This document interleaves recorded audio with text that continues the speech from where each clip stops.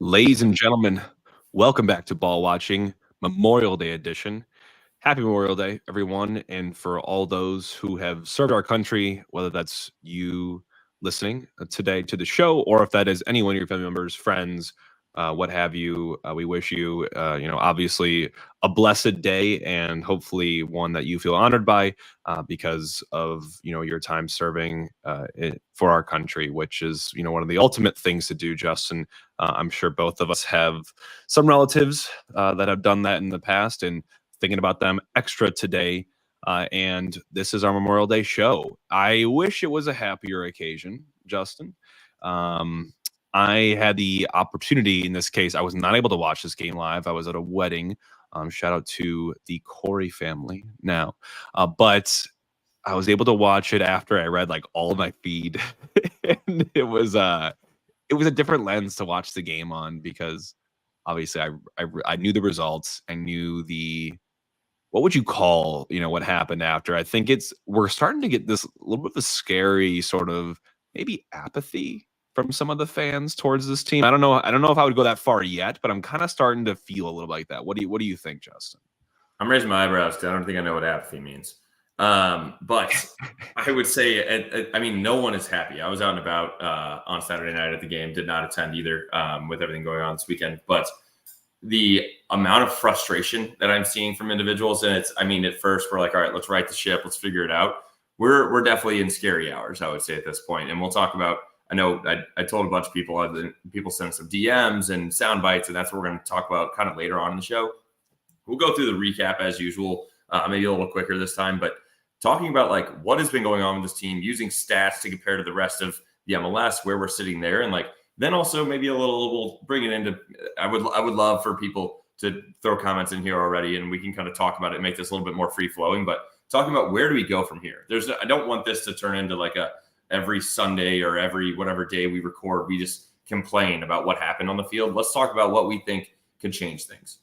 Yeah, and let me go back on this because Tyson, I want to explain myself. Tyson saying apathy is a bit strong. I don't feel apathy.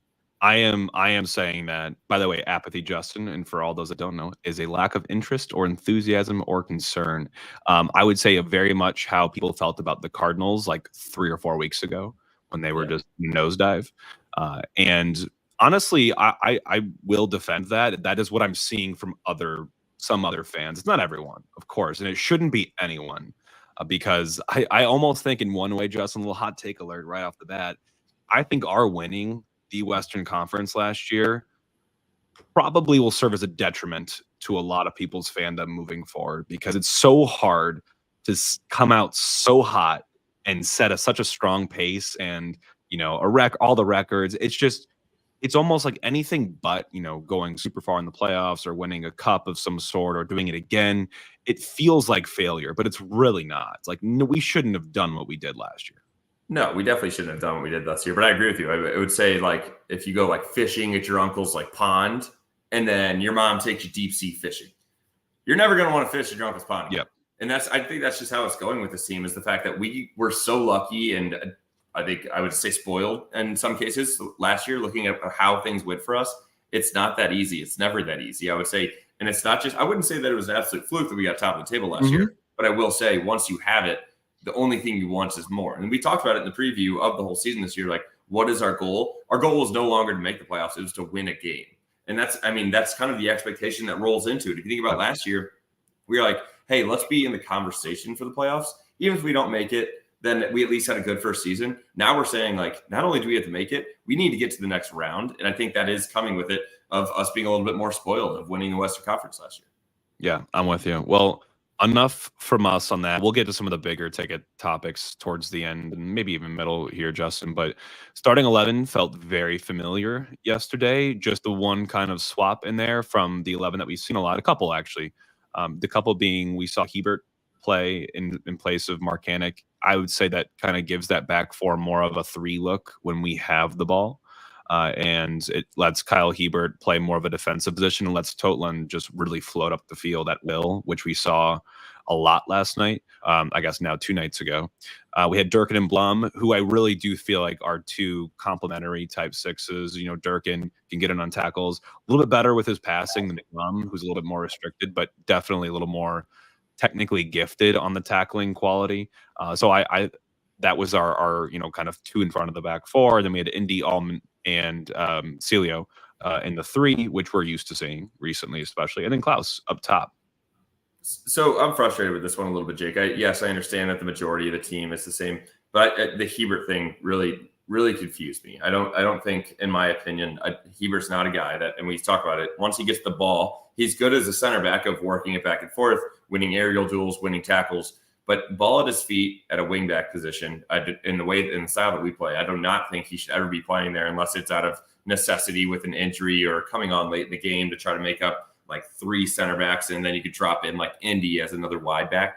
But I don't know why he was starting there, because not only can he not carry it up the field, he gets ISO'd pretty quickly when he's not a center back. And as a right back or fullback, as a right back or left back, you have to be able to be, when you're doing ISO defense, he's not quick enough moving backwards. I think he's good as a center back when he has some additional coverage and he knows where to shift and read the field. But I do not think that Hebert should be playing left back. And I really don't know why that's not like a do-your opportunity. And this isn't new, by the way. We said this like all last year when they did this experiment, and some of it was out of necessity. But I'm never a huge fan of putting one of our center backs out wide. It just leaves them a lot to be exposed. And Kyle Hebert, as solid as he is defensively, isn't the type, like a Marcanic or a Dewar or a Totland that kind of can get up the field or is very comfortable with the ball at his feet. To his credit, I thought he acquitted himself relatively well. I don't think there was any or many sequences where I was wanting a lot more from Hebert. I'm not going to give any sort of crap to him on the own goal. Like, you can't do anything about that. That's just an absolute fluke of a goal to let in. But I think he did okay. And I do think, to Carnell's compliment, I think him shoring up, basically playing three center backs, let Totland just kind of become the extra attacker. And we saw him be by far the biggest threat of the night for us offensively as a right back. So a little bit of a weird change for sure, but I don't know if that works against many or more teams than Seattle in this case. I don't know if I want to see it much again. I'd rather play a more traditional left back or even switch to, I don't think he's going to do this, but I think a three back, Kyle Hebert and a left center back of a three back, triple, I think would make a lot of sense. Yeah, but the only problem with that is that we're trying to shore up more of our defense, which obviously our defense has been all right, not great, but then we're taking another attacker away from this. And looking at this, we're bottom third, I would say, is the best way to put it in goals for this year when you look at it. So we really only have, 22 goals for, 22 against.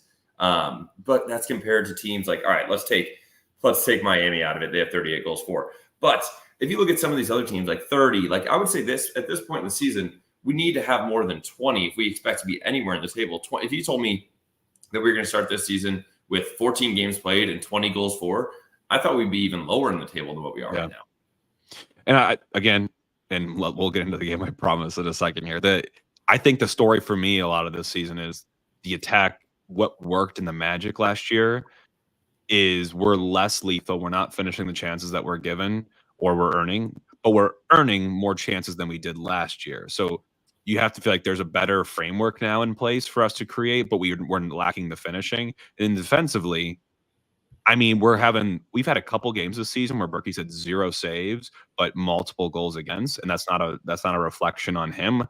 I think it's that somehow we've improved our expected goals against numbers, like where we've shored up some gaps defensively, but the chances that we do concede are remarkably high quality, and usually against star players where we just momentarily lapse for a second, and there you go. It's Jordan Morris scoring. It's Denny Bouanga scoring. It's Chicho Arango scoring. It's the guys that make the big money, that make the big difference, and we're not addressing those stars enough.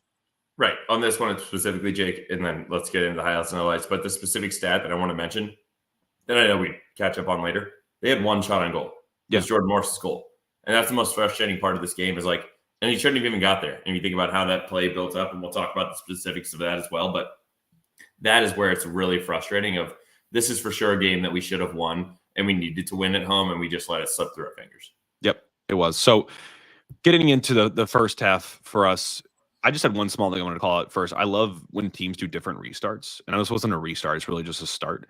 Usually, the classic move, Justin, is you take the restart, you kick it back to the goalie or a center back who moves it long, like kind of into the half space, like into the opposition's third, and it's a 50-50 in the air. We did something a little bit different where we worked it around back to Berkey, who hit it to Nilsson, who had a huge switch, Tolan, who had kind of crept up field, and he just served it right into the box for an initial chance within the first minute. I kind of like that direct style and just kind of doing things a little bit differently. And one of my early things I wanted to call out, and I think this was a theme for me the whole game, was Nilsson footwork last night. Usually I feel like we give him credit for his aerial prowess and just his tenacity and his physicality.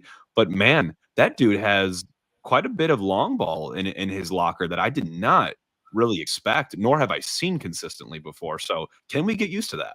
This is one that we need to get used to. I think this is a guy that is starting to come out of the shell a little bit. I think he's had a tough go at it with a mix of rotation, with injuries and other things of that nature. But this is a guy that is all-star quality, playing 90 minutes with the Swedish national team. Like, we need to start seeing that out of our center back next to Timmy P. And it feels weird to say, but no matter who he's paired up with, I feel like Tim Parker this season has kind of always been B out of the AB setup. Like, he's not the guy we're talking about this season. I think part of that's good. You don't want to talk about him too much if he's doing an okay job. But I feel like last season, obviously a Defender of the Year candidate, we were talking a lot more about him throughout the season. I feel like this year it's usually whoever's next to him that we end up talking about more. Some of that for the negative, some of that for the positive, whether that's Hebert or Nilsson or even it was Wenzel at parts during this season. So that's an interesting thing I wanted to note too as well. But I look at this first half. The only low light I would say that I captured in this first half was just a dumb yellow card that Indy went and just grabbed a guy's jersey at the half line. I just feel like he argued it really hard, and I'm like, that's a yellow card, and that is a stupid yellow card to take basically on just the other side of the half line. No danger being posed there at all, and you're a central midfielder. We need you to be at least holding that to the very end of the game.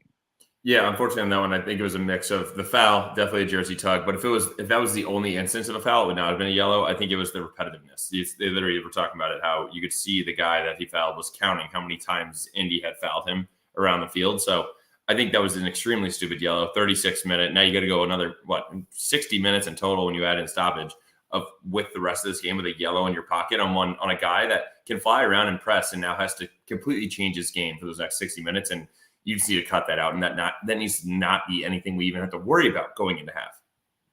Couple clear chances, I think, for us fell in this half. One in the 28th minute where Durkin had a nice interception on a pass. He found Alm, who slotted it in for Celio. Celio did enough with his feet to create some space and then slipped on his shot where he had opened up an angle for a curling right-footed boot, which we've seen time and time again with him. We saw in the 38th minute, Totlin had a cross to the back post. Hebert knocked it down to Indy, who laid it off to Klaus, who had his shot blocked. And then we had another moment, I believe, even earlier on from that, actually back up in the 15th minute, where Celio had a great turn out of pressure. He found Indy. You probably all remember this, where he drove like 60 yards upfield, and you're kind of waiting for him to lay it off. He found Alm, whose cross was deflected perfectly into the path of a late arriving Klaus. Who knocked it back for Indy to have a shot, but just over the bar. And you're seeing these chances flutter, and you're like, I've felt these things so many times this season, and you're gonna kick yourself when you go down a goal, and the second half comes around, and that's what happens. So I was about to say, Jake, I really didn't think there was a whole lot in the first half. Like, if I only had 5 minutes to talk about this game, it would literally be from their goal on. I mean, you can talk 5 minutes about the last 5 minutes of the game. It was pretty exciting at that point, but it's like too little, too late. And I think that's the biggest thing about this match. So getting into the second half, we have a low light. Nilsson gets beat down the outside, which leads to a dangerous cutback cross. And that was in the 55th. And then this is one that I wanted to ask you about as well. We're talking about a lot of different changes with this team. Indies comes out for Thorson. I respect taking Indy out because it's a chance for red. We can't go down another guy. So, Indy, that's your fault for getting that stupid yellow. I just don't see what Thor has been bringing to this team yet. No, I mean, the answer is he's brought nothing. And I also don't think he's been given a substantial sample size, which is why they're doing this right now. So, I mean, just to play, this is a straight business for them. There's a good question here around I'm trying to think who sent it. I'm looking back on it, but I think JT put in here around a dinner should have come on at some point. I think usually you'd think that that's time for a dinner to come in, or yeah, Daniel, you said the same thing. Shocked that Thor came in over a dinner. Do you guys think he'll be loaned out or sold soon? I'm in a difficult spot here because from the club's perspective, we're really kind of in a lose-lose situation at this point with the Dinaran, where we're going to lose him as a player at the end of the season. He's out of contract. And what I think we're trying to do at the beginning of the season was ride, his hot form and his goal scoring and hopefully get a significant bid come in over the summer and have some sort of transfer fee for him, or we lose him for free at the end of this season for us. But with, what happened off the field and just his lack of form since coming back, which I don't know if is too much to his discredit because again, whatever was going on off the field, they haven't really come clean about that. But it's unfortunate because now we're both kind of losing out on his value and we're losing out on his value to our team as well. So if they're going to make a play, they're wanting to see Thoresen come to life, not a Dinaran, because Thoresen's part of the future in their eyes. Yeah, I would agree with that. But I also, from a value perspective in a business, if you're not getting Sam minutes, we're not going to be able to sell him for his height. I mean, we turned down what? It was $1 million offer before the season started or early on in the season. I guess it was early on in the season. We were like, well, we need to keep him because Klaus isn't doing anything for us. So we need to keep something going there. But then obviously there was a riff.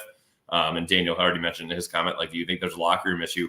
I still don't think it's all just happy-go-lucky inside there. And that's what's tough with this team is it was so easy for us to gel last year when we were playing so well. But now it just doesn't seem like I see the guys kind of bouncing around and like all happy and like on the field when they're doing warm-ups, you can see them segregate into different groups. And I think it's like your close friend group and like, here's my team. It's like the Big Brother household or something like Survivor with these guys. It feels like you're like setting up their little side groups. And it doesn't feel like a whole gel of a team.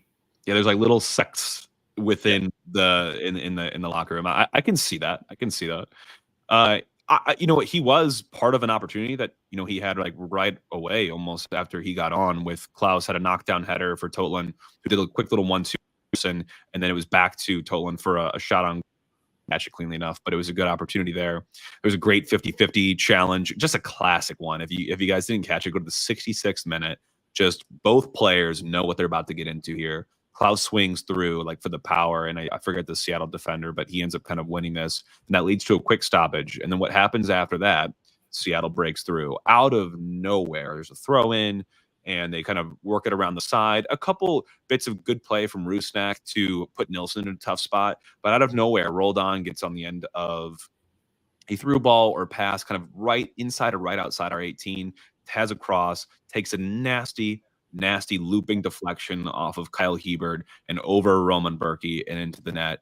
It is a puncture to the oxygen tank of this team, man. It is just to see that goal go in after dominating for the last hour and dominating not so much that we were just knocking on the door, but absolutely should have had probably a goal to show for that. Do not deserve in any bit to be down.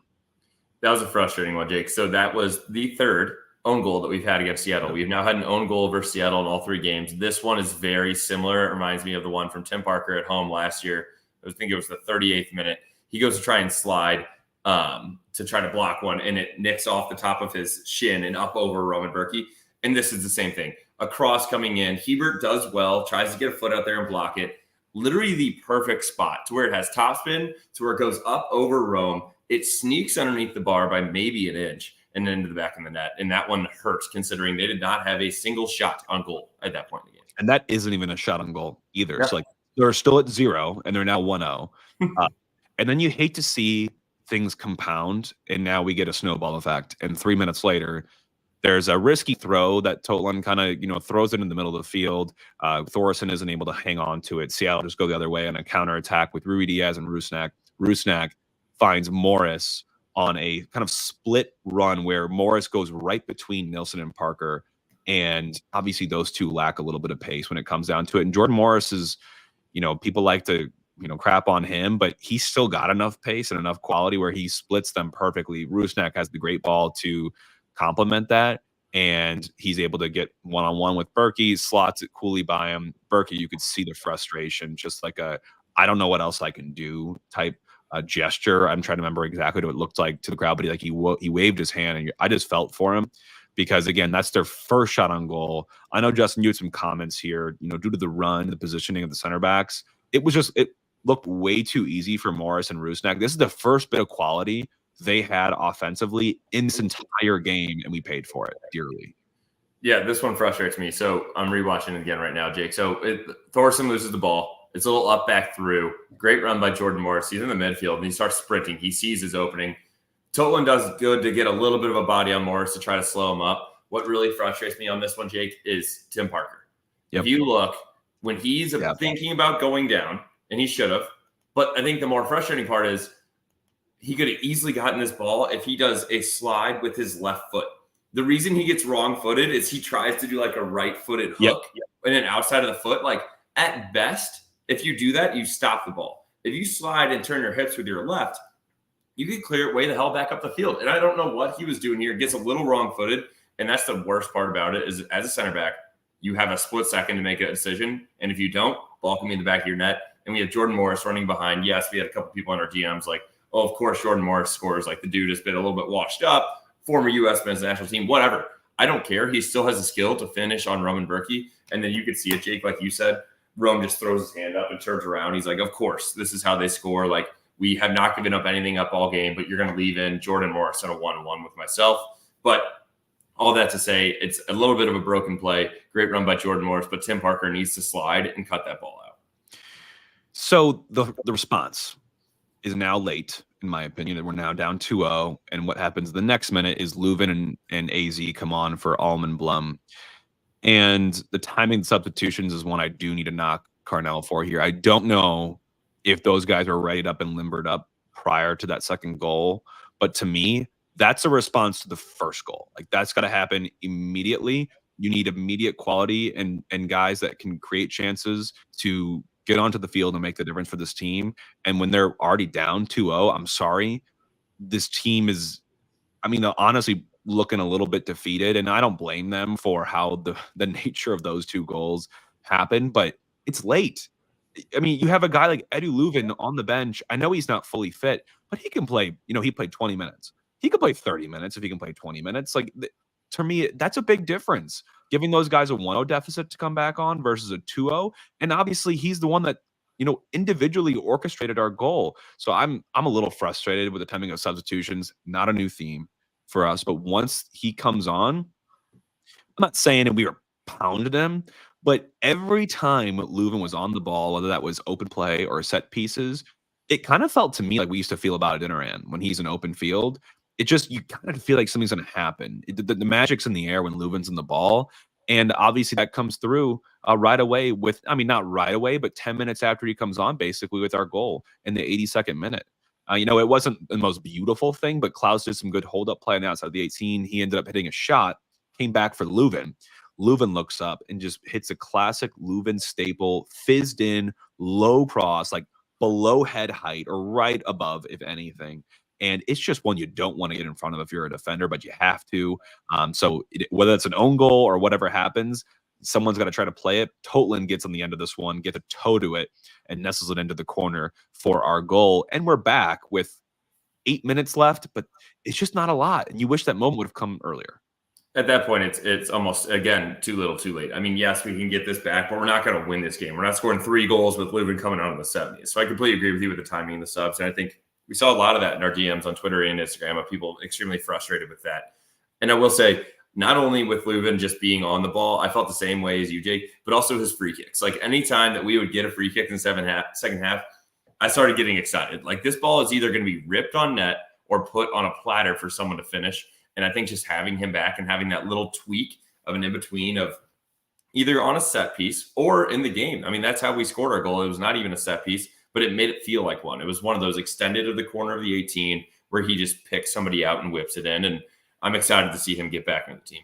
Tolan with the goal is awesome too. The guys showed up in some big moments, and I'm not going to get to the soul of the team for yet. We'll get to that. But what a good goal from him. A good credit, a good notch, something in the tally for the stats for a great performance from him.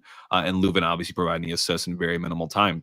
We kept the foot on the gas. I will say his free kicks, man, I just missed. Some people give him a lot of crap for the ones he skies over or he just overpowers them. But when he's deep on a free kick, and even sometimes even shorter on corners or shorter free kicks, when he has it right, I don't think there's many people in the league, I would even go as far as to say, that have that sort of quality. Like I thought Totland had, great set piece service and great crossing ability, and he does. But Leuven, it's apples and oranges, man. I mean, the guy, between the pace and the placement, I do have a feeling that when he gets into the team fully integrated, we will have some of that chance creation and just overall quality gap closed because of that. And I think Klaus ends up benefiting probably a lot from that. So I'm optimistic now that he's getting back into it, but the game wasn't over. Seattle even had a counter late on in the game, the 86th minute, to put the nail in the coffin. There was some contact on Leuven in the 18, not a foul, I would say, but they go north. Hebert and Nilsson do enough to make it difficult for Masovsky, who is now on as a sub, but he misses an incredible chance wide. It wasn't a save. It was just a miss from him that let us off the hook and gave us life for that last, 6-7 minute just flurry. It was insane. So there's supposed to be 5 minutes of extra time. Went on to basically go 6, almost 7. But those last 5 minutes of the game were really where I was like, where has this been for the first full 90? It's like the team they realized like, oh, wow, this game's about to be over and we're about to lose again at home. So 90th +1, Leuven does another free kick, just fizzles it right inside. No one gets a touch on it. That's one of those ones where, like, even if Leuven could have it back, it was already an incredible free kick. He wishes he just puts it on net somewhere, because that's something where the keeper has to stay in the middle for a deflection, but could just nestle right into the corner. And I thought that was a great free kick, which then led us up again on the 90th +6. Berkey's up for a Leuven free kick. Klaus ends up with it and hits it on a curler where I was very frustrated when he shot it, and then it goes off the outside of the post. And I'm almost a little bit more frustrated that it hit the post, Jake, because not that it didn't go in, but now he thinks he has more confidence to shoot those shots. And that's not where he should be living, dude. He should not be living at the corner of the 18 ripping curlers. That is Indy's job. That's Celio's job. Even Leuven should do that. Klaus should be the one getting on the end of those Leuven free kicks. Oh, I'm with you. I'm with you. We're getting to the stats, and I think what we want to really get to the meat of some of these big topics here. But let's get into some of the stats from the match. Obviously, we had like I said, a late flurry of chances, wasn't enough. Stats wise, it was a pretty red night, and in a good way. We won in almost every single shot. We won in every shot category. Expected goals were remarkably close. And Seattle really only had that one shot on target. So we nullified a lot of their threat, if any. Man, I watched that game back very slowly and patiently, and I was expecting to see more from Seattle because I hadn't looked at the stats. I just saw the score line. They were nowhere, man. They looked so bad. And part of it's on them, and part of it's, I think, on good defensive positioning, and we cut out a lot of the threat that they posed. We had more passes. We had more accurate passes. You look at this stat line, you're like, City had to have won or at least drawn. So to have that be the result, it's heartbreaking, man. I mean, this team, I just feel like we can't get out of our own way at this point. It's just really frustrating. The one stat that I found interesting, Jake, and I'm not a big XG guy, but their 1.08 XG was all through open play. And I would say let's reverse that and make that a positive for us. I can't recall us giving up a free kick in our defensive third. I think that was good by the guys, staying on your feet, not giving those up. We talked about it all year on the ones that's like the 18 extended, 30, 35 yards out, and then Berkey has to deal with 12 dudes crashing on the goal. I would say that's a one bright side of this defensive game. I mean, yes, overall it was pretty well done from a defensive side. Unfortunately, the Tim Parker slide, nothing to do about the Hebert tip, but not giving up a free kick so their XG and set piece play, 0.00. And that's where I think that's great. I think that's a one little shining spot, I would say, on this as well when looking at the stats. So you want to paint this picture even more about how starkly different the chance creation was between these teams. If I look at the expected threat, so I'm not going to define expected threat. I think I have before, but really it's kind of like XG. It's kind of like XA or expected assists, where depending on where you start on the field and where your ball ends up on the pass, that's an expected threat. So you making a pass from your own 18, up 10 yards, not going to have a lot of expected threat. But you threading the needle, just past the half line on a long ball into Klaus in the 18, that'll have a high expected threat capacity. Look at last night. Totland and Leuven were 1 and 2 for us respectively. That's a right back and a guy that played 20 minutes. That's a problem to me. But to call out the difference between us and Seattle, They had to adjust the x-axis for Seattle. Usually they do expected threat measured in point 0.1, point 0.2, point 0.3. For Seattle, they had to break it out into increments of 0.025, 0.05, 0.7075. And they had no one basically besides one player, and that was rolled on, that passed that threshold that was technically kind of off the graph. So to have Seattle play like that, to play as well as we did, and to lose, it's unfortunate, and I've said that a couple times already, but it's not acceptable. This is a game that you have to win. My goal for the game, remember, was win, baby, win. You got to do it ugly. You got to do it pretty. I don't care how you do it, but good teams win that game. They put Seattle to the sword in the first 15 minutes and say, you won't even have a sniff at this game. That same intensity, Justin, that you liked about the end of the game, and you already kind of teased this, that needs to happen in the beginning of the game, not the end of the game. The last thing I want to mention on expected threat from passes, if anybody doesn't already follow them, the MLS stats and analysis account on X is awesome. And a huge breakdown. But the fact that Joao Klaus and Indy and Thor had a negative expected threat from passes. How is that possible? Is that like passing it to them? Like, are they sending Jordan Morris in? Is that like how you look at this? Like looking at the entire team, I just don't understand it. And like you said, that total, and the fact that our right back and a guy that played 20 minutes are leading the team in expected threat is embarrassing. But it's almost just as embarrassing that our striker up top and one of our most dangerous attackers are helping the other team with threats to score. I can't off the hand explain the negative threat. I wonder if it's a matter of misplace or intercepted passes or backwards passes potentially. But for me, Klaus being that far down has to have something to do with his positioning this game, which was different than we've seen when he's playing as a solo striker. That dude, I am going to draw, the field diagram for him and give him his own boundaries, his own sidelines, and he is not allowed to go outside of that. You know what? I'm going to do it easy for him right now, Justin. Anything outside of the 18-yard box width, don't want you out there. Don't care if that's where the through ball is going, let it go. Someone else will go fetch that. You belong in the 18-yard box and no wider. I don't care under any circumstances. I want you fighting tooth and nail every single aerial ball, every single ground ball in the 18. Anything outside, that's not your job. I don't want you out there. I would say not only that, Jake, but also the one thing that he needs to work on, and it's tough. You can't just say it on the field because it depends on where we have the ball. Stop dropping so deep. I understand he gets frustrated when the game doesn't come to him, but what does he think he's going to do when he gets the ball 45 yards out and is facing probably 9 defenders because he dropped in almost to where a Blum would be to get it? I'm I understand you want to touch the ball. I get it. But why don't you work harder and making runs and doing flip-flopping with Celio and Alm and anybody that's up top? And that's where he needs to be and stay up around the 18. So I appreciate that from a width perspective, but also a depth perspective. No, you're right.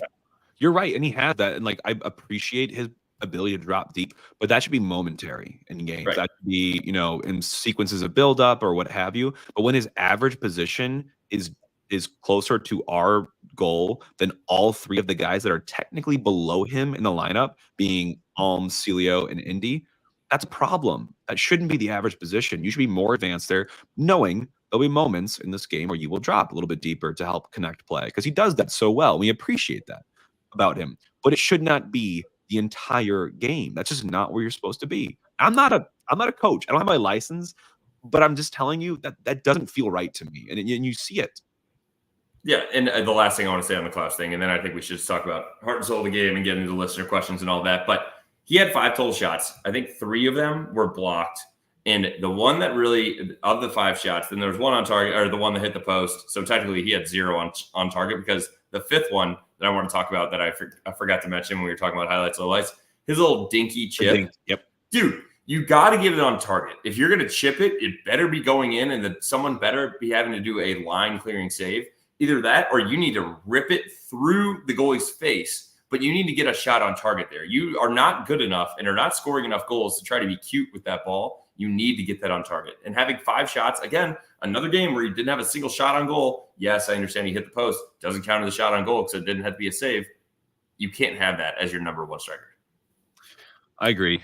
I agree. Well, let's get into our heart and soul of the team, Justin. Sponsored by Soul Juice for this before we get into our predictions, Graham, final questions and soundbite. But my heart and soul of the team, I've already given his case, but I'll back it up once more. Totland. Unbelievable game from him. Without him, this game probably is worse for us. And he had 0.46 expected goals plus expected assists and 2 shots on net. That's more than Klaus, obviously. 9 passes into the final third, 10 recoveries, recovering the ball when it's in kind of a neutral area, and 4 out of 5 ground duels won. So doing it on both ends. He was up and down last night. I keep saying last night now, 2 nights ago. But what a performance. I really hope that we're just kind of starting to scratch the surface with him. Everyone's been really impressed, and I agree. He's all-star caliber. He's one of the best right backs probably already in this league. But if he can do that on a nightly basis, we're in for something here. Oh, absolutely. And I would say it's just solely for us to have different heart and soul juice players of the game. I'm going with Edu Leuven. I think it was incredible, one, to see him come back and get minutes. 20 minutes, and he still ended up with a 0.28 XGA, so XA, expected assist. And it wasn't just on the assist that he actually had. It was every time he touched the ball, we already talked about it, he was whipping in balls and making our team dangerous. And it was just great to see him back on the field. And I love that even in 20 minutes, 15 of 17 on his passes, getting an assist, he made this game exciting. And talk about a guy, I love that you mentioned it because I almost wanted to give mine to him, even on such a short cameo. Talk about a guy we're we kind of worry a little bit about, and we're speculating about maybe some mentality stuff, maybe some locker room stuff, maybe some cultural things that they're trying to work through as a team. But talk about a guy that's gone through all that he's gone through and gets on the field and plays for his contract, plays for his life, plays for his teammates, plays for those at City Park that are spending hundreds of dollars to be in attendance for him. He gets that minimal cameo, and you can see how much it means to him. And just to be frank, not seeing it from enough players right now. And I'm not saying that people don't care, but look, I know everyone's not as good as him. And that's one thing. I'm putting that to the side. I'm just saying the intensity, the ferociousness that he brings when he's out there, all the quality aside, I'm looking at him. I'm like, this is a leader. Like the young guys, the guys that aren't having a good game, look at him. Watch how much it means to him and try to emulate that in how you approach the game. Leuven is one of those guys that like goes home. Like after a loss, we'll probably have a couple guys that like go home and just play Call of Duty. Leuven is pissed to his core. And I will say, and that's something that is frustrating for him with obviously not getting enough minutes there. But I completely agree with you. More people need to be looking at him as a leader of this team because he really is. And I will say, I saw this earlier, Jake. Angel Rodriguez said, my soul hurt on the last goal conceded. If your soul hurt, go get some soul juice. You can go to Deerberg's, Straub's, anywhere, Schnucks. You can go to Mobile on the Run. You can order online at souljuice.com. Use the code BALLWATCHING for 20% off. It'll show up at your door. I just moved into my new apartment. My entire fridge door is full of soul juice because I run through this stuff like it's water. Go get some soul juice today. I love it. It fills the cracks of the soul. So get yourself some soul juice. I had some yesterday recovering from this wedding. But getting into our predictions, Grahammers, Justin, wasn't a great night for us. In fact, a quadruple loss, both on the prediction side and all the bets. I bet 1-0 W, you bet 2-0 W, and then I bet both teams to score no, and you bet City clean sheet. I don't think really there was much hope in many of those bets at any point. But you know what? We're net positive on the season still, but we got to get it back on track next week. I don't think that's something we got to do a repeat of.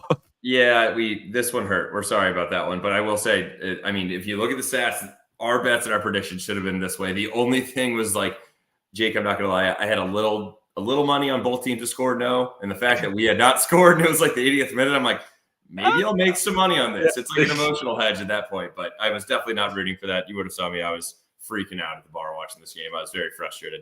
Danny was like, please do not let this ruin your night. I'm like, I won't let it ruin my night, but I'm not going to be happy for a little bit. Well, Danny and I have one thing in common, Justin, and that is we have made the safest bet in the world, and that is on our friends at Hoffman Brothers with our home protection plan, always hooking us up when we need it. I know you said Danny has got some services already for them. I've got some services already for them, and the peace of mind that it gives me to have them in my corner to defend the home, something that City is not doing overly well right now. Hoffman Brothers is. Those guys are out in the streets Memorial Day, all holiday weekend, all day, all night. They are there when you need them. Make sure for any of your home services, heating, cooling, appliances, what have you, ductwork, HVAC, give them a call at 314-664-3011 or visit them online at hoffmanbros.com and tell them we sent you. Justin, let's get into it. We have a new little segment for you all before we get into the questions, or kind of, we'll merge it with the questions, but we wanted to try to work in some more direct listener feedback or, listener takes. And we're going to open ourselves up to do some more, voice memos or submitting your voice like hot take. And we will put the best ones on here. So we're going to get it kicked off here with Eric, who sent us a take right after the match ended on Saturday night. So I'm going to play Eric's, and Justin, let's talk about it. My question for you guys is, where do we go at this moment where we cannot finish anything within 30 yards? We haven't been able to, for several games now, finish anything within 30 yards. So where do we go between now and August when we are supposed to get, at least 1 to 2 extra players? We think we're going to get, we should. So Eric goes on to describe some of the guys that we're linked with in the take, Tukert and, even Royce, or, some of the center backs as well. But where do we go, Justin? I'll start off with you. What do you think here? Unfortunately, Jake, I think we need a little bit more rotation. I will say the guys up top I do feel are the best, but they're not playing the best. When you look at like a Celio, an Alm, and an Indy, and then a Klaus. And I would say Celio is the only one that's still really creating chances. If we go back and look at our last 2 clips, Jake, do you have a single highlight for Alm in the last 2 games? So you're not doing it. So get him out. I would say Indy can be there, but I don't know if it's the role that he's playing, and now that he's now more in the mid central, it's just not the same Indy that we saw even earlier in the season or all of last season. So don't know what needs to go on there as well. Then we talked about with Klaus, he's not creating the chances. I know we had the one bounce back where I feel like people, when he scored 2 goals, like, oh, okay, now we can breathe again. Like, no, he had one good game, and it's not been consistent enough. So I don't know if it needs to be a Sam Adeniran start. I know that we're already talking about Tukert coming in. Like, we can't wait for July 1st, though. We can't just be like, oh, yeah, the summer window, it's coming.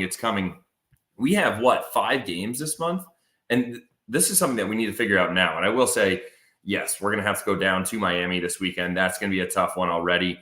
But when you look at that, Jake, the rest of this month is definitely attainable. We're home versus Portland. We're at Dallas. And then we're home versus Colorado and Atlanta. These are all teams that are very much beatable, but we need to find a way to score goals. This is not a team where it's like, oh, we're going to be able to lock them up on defense. Because unfortunately, we're letting through 1 or 2 goals a game, but we cannot keep up with that to be able to score 3 or 4 because we're just not doing it. So this is a team that I would say I couldn't agree more with Eric. We really need to figure it out. And I think a little bit of rotation, not a heavy rotation. Don't throw like Kojima and Thor in there as a starting lineup. Like, I think just 1 or 2, like maybe take Alm off, put Indy back on the right, and let's throw AZ up there. And then maybe put AZ under Sam. We already know they have that kind of a connection. We're going to this Miami game. Let's have a little bit of rotation because honestly, Jake, I have very little faith that we're getting points down there. You know what name you didn't mention? Where the hell was Ostrak in this game? By the way, not on the bench. From what I'm seeing, at least, I'm looking at FOTMOB for that. I'm trying to verify this. He wasn't on the injury report either. Where is this? So he wasn't on the bench, and neither was Dewar. I'm on the Instagram. It was Adeniran, Kojima, Jackson, Lutman, Markanic, Thor, Watts, Yarrow, and Lunt. Did they play for City 2 or something? Like, what's the Watson? I know Watts got in and got some time for City 2. I can go look at City 2 stats because they looking right now. No, he was not. Was like, where is that guy? Like, talking about guys that can provide quality, and he's been one that's been doing it this season. Where is he? He's got to be on. I mean, like, I'm missing something, and even if that is, something like that's a guy for me that I think can be one to relieve Indy of duties temporarily and move up into the 10. Give him a go. Give him a couple games there. He's shown his remarkable quality and his vision with the ball. Can get a little bit physically handled sometimes, but he's been playing 6 or 8. The last couple of games for us, he's held his own. I would say for the most part. I think couple things happen here that help solve our problems. And I'm going to not talk about any. Okay, late scratch is what we're hearing from Tyson for injury. Sucks. Hopefully, it's not long term. I really, really hope it's not a long term one. But getting it, we talked about the ideas that we've had from a tactical lineup perspective. Let's find a way to get your most dangerous players on the field without totally breaking our own system. And I think that involves getting Leuven up to 90 minutes fit. That involves getting Ostrak into a midfield that involves Leuven. That involves probably getting a Dinaran into some position playing partnered up with Klaus, maybe on a wing of some sort. We've got to get the guys that make differences on the field. And then the second part is I like your idea of tinkering. I think it is needed at this point. Those guys, I mean, just have to do a better job. Like you just have to finish your opportunities. We're doing better foundationally in our expectations and the way we're creating chances, but that's not going to take you to the promised land. You've got to commit. You've got to be the one to put teams to the sword early on in games. And I'm just not. I think reinforcements for help. I don't think Tuchert, as good as he is going to move the needle for us remarkably. And I would love to be wrong. Don't get me wrong. I would love to see him come in and just bag goals like it's his job. And maybe he will. And I think he will help, but he is not the solution. Like, don't get me wrong. Like, we need this current crop to do a hell of a lot better with what they have. That's what I'm saying. Everybody's like, oh, Tucher's going to be coming in, but it's still not till July 1st. And I don't know what everybody expects, but like, he's not just going to be thrown directly into the starting 11 and playing full 90s the rest of the season and scoring 15 goals. I think we need something that's got to be going on either in the locker room or some kind of a gel vibe. And really, you know what really kind of hurts me a little bit more on this one, Jake, is that Nico was that guy. And Nico was the guy with the match ball last night and all of it. Like, it really brings you back to think about, I don't think we really appreciated how much Nico did for this team. And not only from a stats perspective, but also just from a generality of the team and like the whole connection with Klaus. And like, I think he was the gel guy that, with his leadership that he already had as well, being U.S. men's national team and being around for a while, he is a guy that we are missing more than what we really thought. I mean, you go back and look at stats last year, he had 10 goals and 1 assist. 10 goals in a season in MLS is great. And that it was technically tied with Joao Klaus for the season. So we're missing that gap from a goals perspective, but I also think we're missing it from a gel perspective.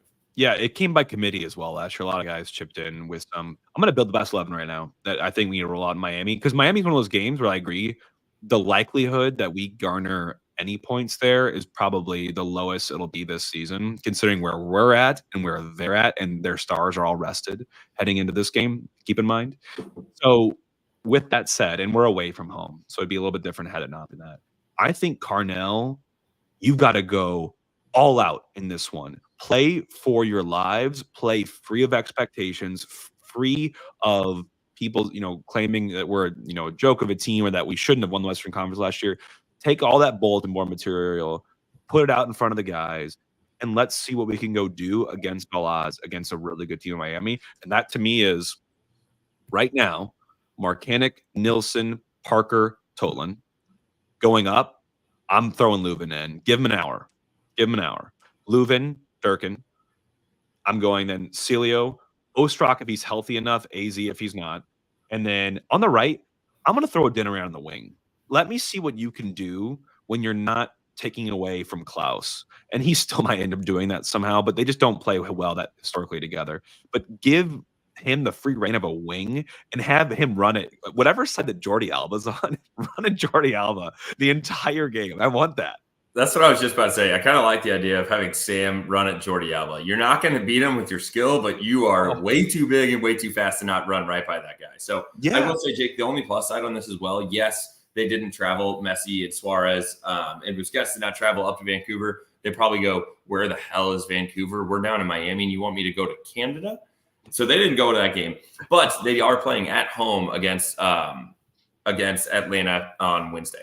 So we'll see. I would not be surprised if Messi and team get a full 90 there. And that's a quick turnaround for them to play 3 days later. It is. Did not think about the U.S. Open Cup there. I wonder how they will end up playing that. I mean, at least those guys, like I said, are rested, so it's an option for them. I think selfishly, if you're looking at results, you'd want, like, our best chance at a result is them playing on Wednesday. But you know what? If we're going to beat Miami, I want to beat Miami. I don't want to beat a Messi-less, Busquets-less, Alba-less Miami. I want to beat Messi. And by the way, I don't think that's off the table. Like we have shocked teams like that before. We never shocked Messi before, and it's a different beast, of course.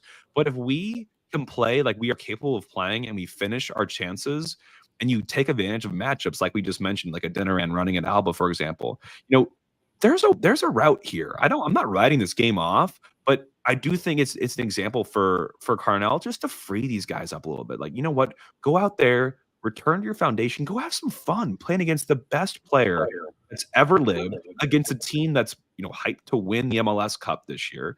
Go score some goals and let's have a game.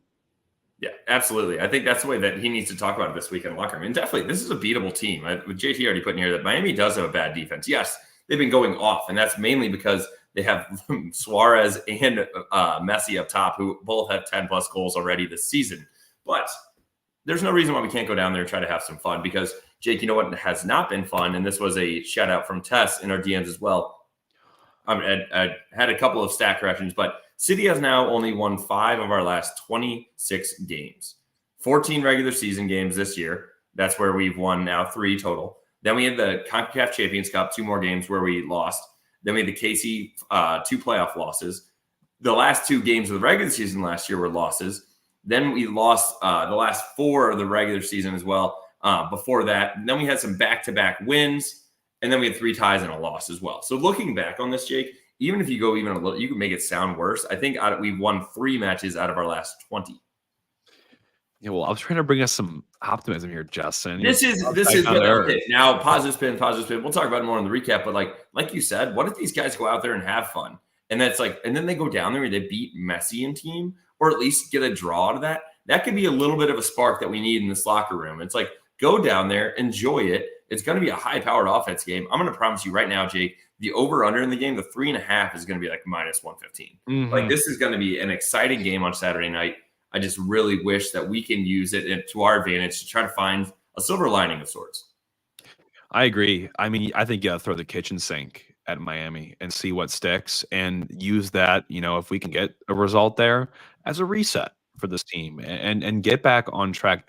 It's not at all too late for us. We're not having a good season so far. Let's just call it what it is. You've got to have more wins in the column than we do this year. And that I'm not even factoring in last year. Like, oh, it's not as good as last year. Of course it's not as good as last year. Last year will be a hard thing to repeat ever, by the way, for this team going forward. But it's not beyond us. Get a couple results in the win column, maybe a couple away, draws, maybe scrounge out a win of the season away. That would be fantastic. And you're right back in good competition and in good standing in the West. Like, it's not out of our grips yet. So that's a little bit of hopium there. We're getting players back. Lubin's coming back, maybe some reinforcements in the summer, but this team has the quality to improve where we're at right now. This could be, and it doesn't need to be a full-on win or bust in this game. But if we can get a little bit of a jump-off point, and I like that Tyson kind of called this out already, we do have a relatively easier rest of June. And then you look at Portland, Dallas, Colorado, Atlanta, and Vancouver. When you look at them in the conference standings, Portland is 10th, Dallas is 12th, Vancouver's only 7th, Colorado's only 6th. This is a time period where we could actually kind of flip this and start to do a little bit of a run. I will say that, then we also, and then where the hell is Atlanta? Oh, and then Atlanta's 12th in the East. This is a time period where we are playing middle tier teams and we have some games at home and then we're at Dallas, which Dallas never shows out for fans. We could definitely make a little bit of a run here in June and be right back where we need to be. I would say a nice goal to have, Jake, and maybe we talk about it in the preview.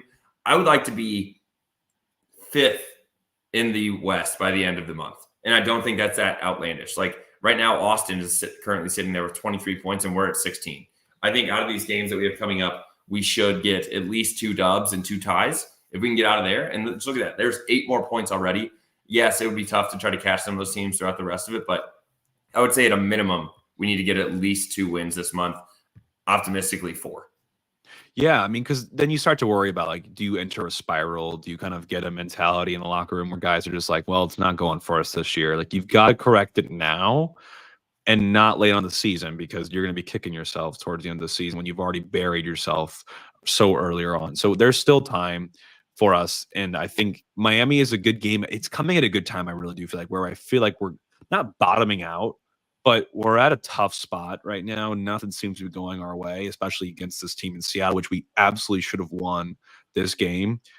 You've got to go down again, play like you played the game when you were a kid. Like go out, have fun, enjoy the moment, and give them a run for their money. Like they're not going to be expecting anything from us. If I know anything about these Stars and how Miami goes about it, they are not going to take us seriously. There is 0% chance. And they might say that in the press conference, oh, this is they won the Western Conference. Who cares? They're looking at this just like we are looking at it right now. They're not going to be taking this seriously.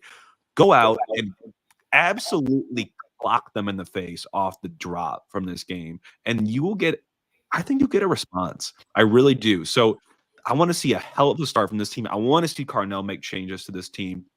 I want to see him be aggressive in substitutions and proactive versus reactive when the game's already out of control.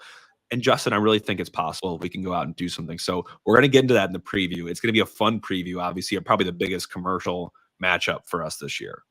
Absolutely. We're going to have a fun time with it. I think that's how we need to look at it as well as fans. Same thing as those guys. So let's go down there. Let's have some fun. Season is far from over. We are actually lucky to be sitting where we are just because of the amount of ties that we've had. We are not even halfway through the season. So let's go down there, try to right this ship. As a closeout, Jake, happy Memorial Day. Thank you to all that have served and gave the ultimate sacrifice. I will say, go thank somebody if you see them today. Otherwise, everybody, this weather in St. Louis is incredible. Get outside and enjoy it. Enjoy it with your family and friends and all of your loved ones. And that's a wrap on Ball Watching today. We'll be back with you all just in a couple short days for this preview of St. Louis City as they travel down to Miami/Fort Lauderdale to take on Inter Miami and Messi and co. It's going to be a fantastic one. So make sure you block off your calendar for Wednesday evening. We'll be back with a full preview. Everyone have a great rest of Memorial Day and the end of your long weekend, and we will talk to you midweek. All for City. All for City.